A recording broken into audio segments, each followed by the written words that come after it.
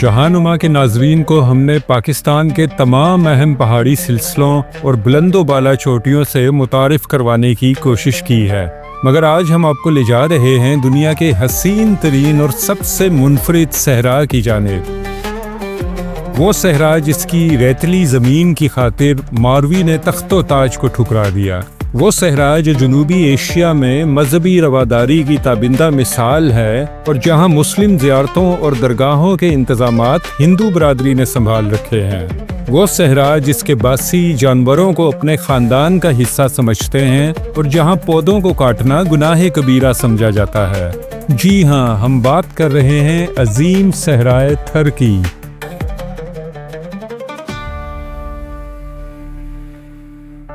2 لاکھ مربع کلومیٹر پہ محیط صحرائے تھر دنیا کا 9واں بڑا سب ٹراپیکل صحرا ہے، جبکہ تمام صحراؤں میں یہ رقبے کے لحاظ سے 18ویں نمبر پر آتا ہے، لیکن اس کے ساتھ ہی یہ دنیا کا سب سے گنجان آباد صحرا بھی ہے۔ یہاں فی مربع کلومیٹر پر اوسطاً 83 افراد آباد ہیں، جو دنیا کے کسی بھی صحرا سے زیادہ ہیں۔ تھر کا 85% علاقہ بھارت کے زیر انتظام ہے اور یہ راجستھان، پنجاب، ہریانہ اور گجرات کی ریاستوں میں منقسم ہے۔ اس کا 15% رقبہ پاکستان میں آتا ہے اور یہی آج ہمارا موضوع ہے۔ تھرپارکر خاندان غلامہ، خلجیوں اور تغلقوں کے دور میں دلی سلطنت کے ماتحت رہا۔ بعد میں سومروؤں نے یہاں اپنی حکومت قائم کر لی، جو دلی کے باجگزار کے طور پر 15ویں صدی تک یہاں حکمران رہے۔ سومروؤں کے زوال کے بعد یہاں سما خاندان اور سلطان محمود گجراتی کی حکومت رہی، جس کے بعد تھرپارکر حیدرآباد کے تالپوروں کے قبضے میں چلا گیا۔ 1843 میں چارلس نیپیر کی قیادت میں انگریزوں نے سندھ پر قبضہ کر لیا۔ چارلس نیپیر نے انتظامی طور پر سندھ کو 3 اضلاع یعنی کراچی، حیدرآباد اور شکارپور میں تقسیم کیا تھا۔ تھرپارکر اس وقت ضلع حیدرآباد کا حصہ سمجھا جاتا تھا۔ قیام پاکستان کے بعد اضلاع کی تعداد میں اضافہ ہوتا چلا گیا۔ آج تھرپارکر میرپور خاص ڈویژن کا ایک ضلع ہے، جس کا صدر مقام مٹھی ہے۔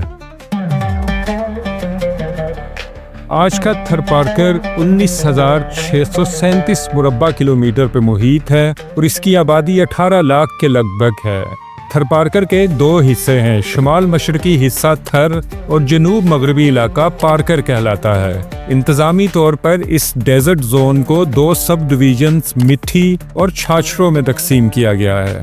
مٹھی سب ڈویژن 2 تعلقوں مٹھی اور ڈیپلو پر مشتمل ہے اور چھاچھروں میں نگر پارکر اور چھاچھروں تعلقہ شامل ہیں۔ اسی طرح عمر کوٹ کا کچھ علاقہ بیراج زون اور کچھ ڈیزرٹ زون میں آتا ہے۔ پاکستان میں ہندو برادری کی سب سے بڑی تعداد تھرپارکر میں آباد ہے۔ یہاں کی 18 لاکھ آبادی میں 60% ہندو اور 40% مسلمان ہیں، جبکہ ضلعی ہیڈ کوارٹر مٹھی میں ہندو آبادی 70% کے لگ بھگ ہے۔ یہاں کی مذہبی رواداری جنوبی ایشیا کے لیے ایک روشن مثال کی حیثیت رکھتی ہے۔ ایک روایت کے مطابق مٹھی شہر مائی مٹھا کے نام سے موسوم ہے۔ مائی مٹھا ایک نیک دل ہندو خاتون تھی، جن کے وقف کردہ کنویں سے مسافر سیریاب ہوا کرتے تھے۔ مٹھی شہر میں 1 درجن کے قریب مسلم درگاہوں کا انتظام ہندو برادری نے سنبھال رکھا ہے۔ مسلمان یہاں ہندوؤں کے عقائد کے احترام میں گائے کی قربانی سے عمومی طور پر گریز کرتے ہیں۔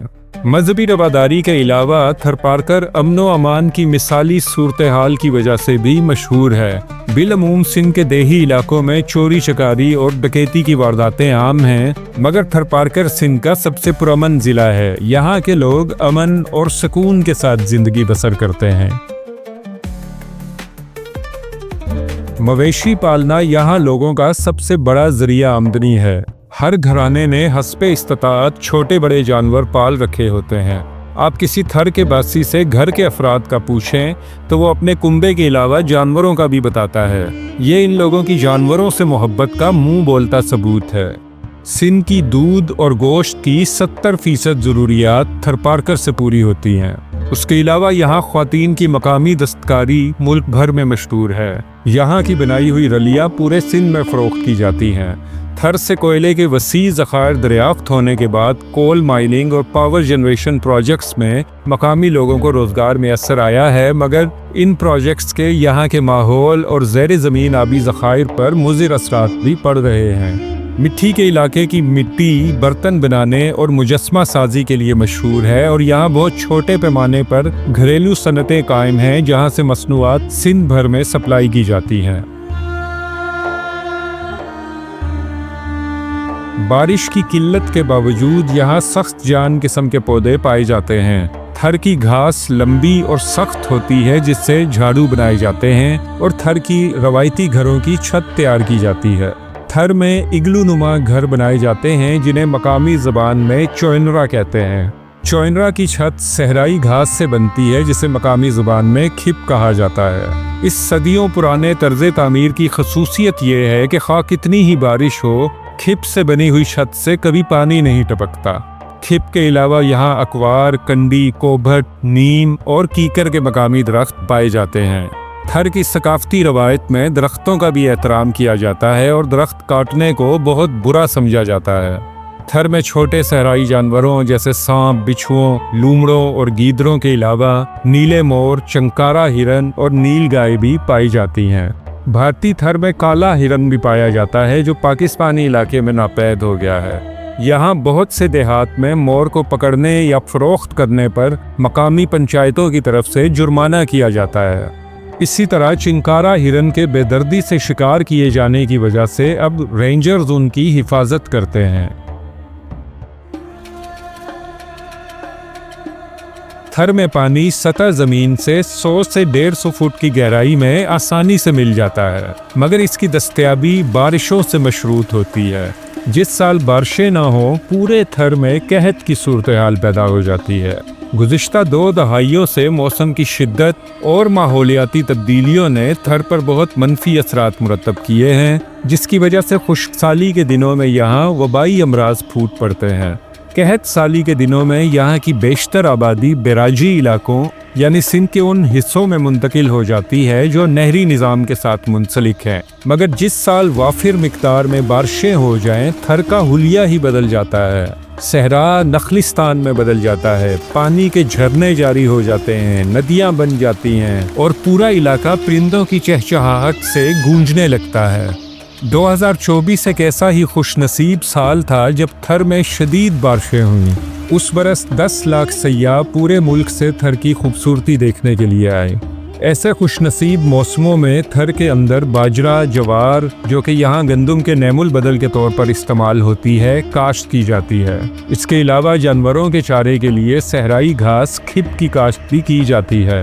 बारिशों के बाद यहाँ मकामी अक़साम की खुम्बियाँ भी उगती हैं, जो ग़िज़ाइयत से भरपूर होती हैं और यहाँ आने वाले सयाहों को फ़रोख्त की जाती हैं, लेकिन उनकी बाकायदा काश्त और तकसीम का कोई निज़ाम मौजूद नहीं है। थर के बड़े शहरों में मिट्टी के अलावा इस्लाम कोट, नंगर पाकर शामिल हैं, जबकि उमर कोट को थर का नुक्ता आगाज़ कहा जा सकता है।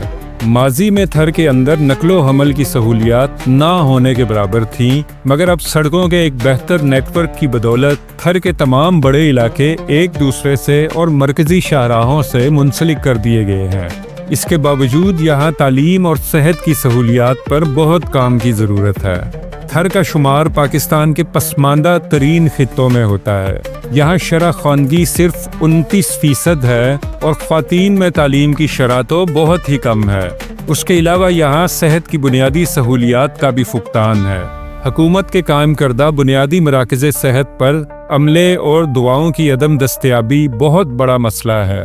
ज़च्चा व बच्चा की अमवात की शरह थर में बहुत ज़्यादा है। गुर्बत के बाइस यहाँ बहुत कम उम्री में बच्चियाँ ब्याह दी जाती हैं, जिससे ये मसला मज़ीद गंभीर हो जाता है। मकामी सतह पर रोज़गार के मौक़े भी बहुत कम हैं और तालीम की कमी की वजह से यहाँ के लोग बड़े शहरों में रोज़गार हासिल करने से भी कासिद रखते हैं।